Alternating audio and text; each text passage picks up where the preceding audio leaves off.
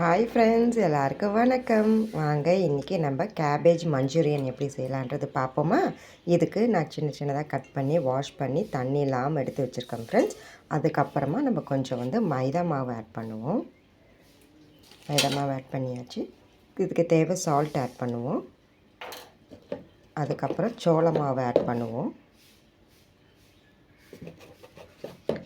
சோள மாவு ஆட் பண்ணிவிட்டு நமக்கு இது காரத்துக்கு ஏற்ற நம்ம மிளகாய்த்தூள் ஆட் பண்ணுவோம்.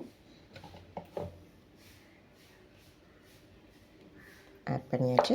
அவ்வளோதான் ஃப்ரெண்ட்ஸ். இதை தண்ணி விடாமல் நம்ம நல்லா பிசைஞ்சு வச்சுருக்கணும்.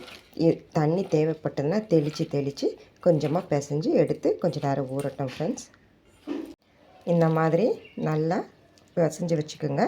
இது ஒரு கொஞ்சம் நேரம் ஊறட்டும் ஃப்ரெண்ட்ஸ். அதுக்கப்புறமா நம்ம எண்ணெயில் போட்டு பொரித்து எடுப்போம். எண்ணெய் சூடானதும் ஃப்ரெண்ட்ஸ் இந்த மாதிரி சின்ன சின்ன உருண்டைகளாக போட்டு நம்ம பொரித்து எடுக்கணும் ஃப்ரெண்ட்ஸ். பொரிக்கும் போது பார்த்து போகிறீங்க, எண்ணெய் மேலே தெரிக்கும். பொத்து பொத்துன்னு போட்டுறாதீங்க. இந்த மாதிரி பொரித்து தனியாக எடுத்து வச்சுக்கோங்க ஃப்ரெண்ட்ஸ். எண்ணெய் சூடானதும் ஃப்ரெண்ட்ஸ் நறுக்கி வச்ச பூண்டு வெங்காயத்தை ஆட் பண்ணுறேன். வெங்காயம் பூண்டு நல்லா வதக்கணும் ஃப்ரெண்ட்ஸ்.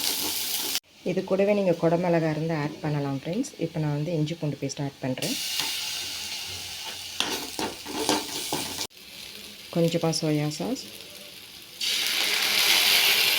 கொஞ்சமாக டொமேட்டோ கெச்சப்,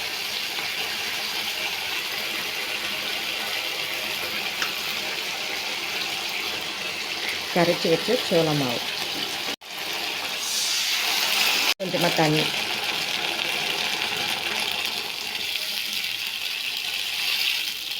கொஞ்சமாக கரம் மசாலா, கொஞ்சமாக உப்பு. கொதி வர டைமில் நம்ம கேபேஜை பொரித்து வச்சுருக்கோம் அப்படியே போட்டுருவோம்.